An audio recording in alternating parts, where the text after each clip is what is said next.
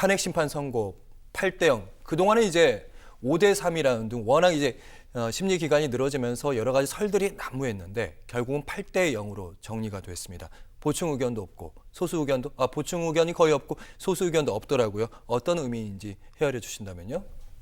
네, 이제 헌법재판소가 전원일치 의견으로 윤 전 대통령의 파면을 이제 선고를 했고요. 말씀하신 것처럼 어떤 5개의 탄핵소추 사유에 대해서 반대 의견이나 소수 의견은 없었습니다. 즉 8분의 재판관 전원일치 의견으로 대통령의 비상계엄 선포 및 그와 관련된 일련의 행위들이 다 위법적인 행위였다라는 점을 이제 확인을 한 것입니다. 사실 이제 비상계엄 선포 이후에 말씀하신 것처럼 탄핵을 인용해야 한다라는 여론과 기각해야 된다는 여론들이 이제 맞부딪히면서 이제 사회적으로 이제 혼란이 있었던 것이 사실인데요. 이제 헌법재판소의 전원일치 의견으로서 이제 그런 부분들이 헌법적으로 명확히 이제 정리가 된 것입니다. 특히 이제 그 비상계엄 선포가 헌법상의 한계를 벗어났다는 점에 더해서 국회를 봉쇄하고 국회에 침입하는 행위는 이른바 민주주의 원리, 국민주권 원리, 그러니까 헌법의 어떤 기본 원리에 반한다는 점, 그리고 포고령을 선포한 행위 같은 경우에는 국민의 기본권을 침해했다는 점, 그리고 선관위를 이렇게 침탈하는 행위는 헌법이 부여하고 있는 어떤 통치 구조를 훼손했다는 점을 명확하게 선언을 했고요. 그러한 선언을 통해서 대통령의 행위가 어떤 대한국민의 신임을 배반하는 행위였다라는 점을 선언했기 때문에 이제 비상계엄 선포와 관련됐던 일련 행위들이 헌법적으로 문제가 있었다. 따라서 파면을 해야 한다라는 점이 헌법적으로 명확하게 정리됐다. 이렇게 평가할 수 있겠습니다. 어쨌든 헌재 입장에서도 중요한 선고였고 헌법재판소의 존재 이유를 좀 밝히는 그런 시간이었다는 생각도 좀 드는데 결정 요지를 좀 보면서 많은 분들이 이 부분 때문에 어떤 재판관이 좀 늦추지 않았나? 이런 의심들을 좀 많이 추론하시더라고요. 박시영 변호사께서 그 결정문 요지를 보셨을 테니까, 선고문도 보셨을 테니까 어떤 부분 때문에 좀 결정이 좀 늦어지는지, 지연됐는지 분석을 하신다면요. 사실 이제 헌법재판소가 결정이 지연된 부분에 대해서 사유를 밝히지 않았기 때문에 이제 그거는 추정의 영역이긴 합니다. 예. 사실은 이제 절차적인 부분에서 보자면 일부 재판관이 이른바 보충 의견을 낸 부분이 있기 때문에 아마 이제 절차적인 부분들을 좀 정리하기 위해서 좀 기간이 길어진 거 아니냐라는 이제 분석도 있는 것 같고요. 예. 실체적으로도 보면 말씀드린 것처럼 5개의 사유에 대해서 사실 일치된 의견이 나왔지만 아마 평의 과정에서 그렇게 일치된 의견을 정리된 것이 아닐까? 그러니까 처음에는 일부 재판관들이 이견 내지는 반대 의견이 있었던 것이 이제 평의를 거듭하는 과정에서 이제 일치된 것이 아닌가? 이런 처음부터 다 동그라미가 아니라 몇 대 몇으로 몇 가지 쟁점에서는 좀 갈라졌을 수도 있다. 초반에는 그렇게 짐작하시는 거. 그런 분석도 있는데요. 예. 제 개인적인 입장을 말씀드리자면 많은 법률가들이 사실 일각에서는 사실 탄핵이 기각되어야 한다는 의견도 있었지만 다수의 법률가들은 탄핵이 인용될 수밖에 없다라고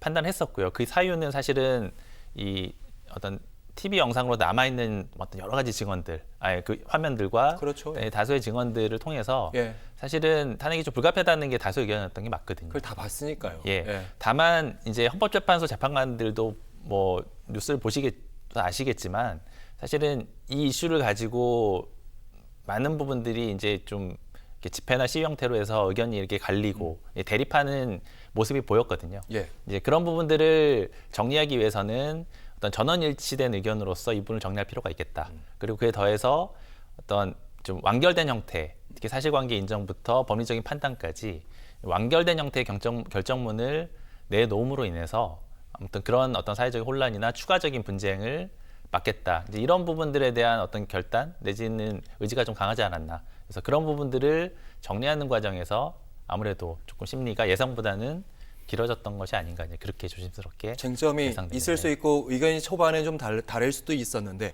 결국에는 이게 대중에게 미치는 그 영향, 그것 때문에 만장일치로 가야 된다. 이 부분만큼 8명이 모두 공감대를 이뤘다. 그렇죠. 이렇게 보신다는 말씀. 그렇죠. 사실은 이제 이전에 박근혜 대통령에 대해서도 전원일치 의견으로서 파면이 결정이 됐거든요. 사실 대통령을 직에서 끌어내리는 행위는 아주 좀 중대할 수밖에 없습니다. 사실은 이제 대통령이라는 지위 자체는 민주 정당성이 가장 강한 어떤 권한이고요. 또 국군 통수권자이자 우리나라의 어떤 통치를 책임지는 지위에 있는 자를 파면할지 말지를 결정하는 것이기 때문에 사실은 신중하게 판단을 했어야 됐던 것이 맞고요. 예. 특히 이제 많이 국론이 분열되어 있는 상태에서는 그런 부분들을 좀 해소해야 될 필요성, 그런 책임감을 헌재에서 좀 가지고 있지 않았나 이제 그렇게 생각이 됩니다. 알겠습니다. 최고재판소로서의 존재 의미를 생각했다 이런 말씀으로 이해했습니다. 그리고 이번 결정문 일단 선고 요지 한 22분쯤 되나요? 많은 분들이 읽으신 걸로 제가 알고 있는데 예. 아름다운 문장이었다. 일반인도 쉽게 이해가 된다. 이런 평가가 나오더라고요. 실제로 읽어보니까 그렇던가요? 사실은 이제 헌법재판소의 결정문은 이제 많은 법률가들이 어떤 논리적인 어떤 정합성 내지는 완결성을 평가할 때 가장 높이 평가하는 법률 문서입니다. 특히 이제 헌법 질서를 훼손하는 부분에 대한 판단이고요. 또 헌법을 구성하고 있는 어떤 국민주권 원리, 민주주의 원리, 그리고 뭐 많이 아시겠지만 권력분리 원칙, 뭐 이런 부분들에 대해서 왜 어떤 행위가 문제가 되는지를 서술하는 글이기 때문에 이제 기본적으로 헌재 결정문 자체는 이제 법률가가 보더라도 완결성을 갖추고 있습니다. 근데 특히 이번 결정문의 경우에는 내란 행위에 대한 어떤 평가, 사실 인정에 더해서 법리를 적용하는 부분까지도 사실 일반인들이 읽어보시더라도 전혀 이해가 어렵지 않은 그런 식의 일반인의 용어로서 설명했던 부분이 있는 것 같고요. 특히 그에 더해서 일단 피청구인이 대통령 측에서 주장했던 것들은 예를 들면 계엄을 선포했지만 실제로 뭐 국회에 침입을 했지만 특별히 문제가 발생하지 않았던 거 아니냐, 이제 이런 부분들에 대해서도 문제제기를 했었는데요.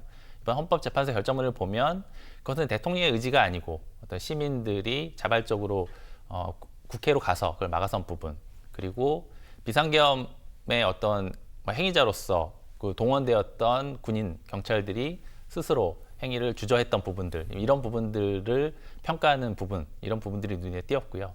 특히 대통령이 비상계엄을 선포하게 된 원인, 계기와 관련해서 그러한 긴급권을 행사하지 않고서라도 어떤 제도적인 틀 내에서 야당과 타협을 한다거나 대화를 한다거나 뭐 이런 어떤 할 수 있는 수단들이 있었음에도 불구하고 헌법상 부여됐던 권한을 과도하게 행사했다, 이런 부분들도 사실했던 부분도 눈에 띄었습니다.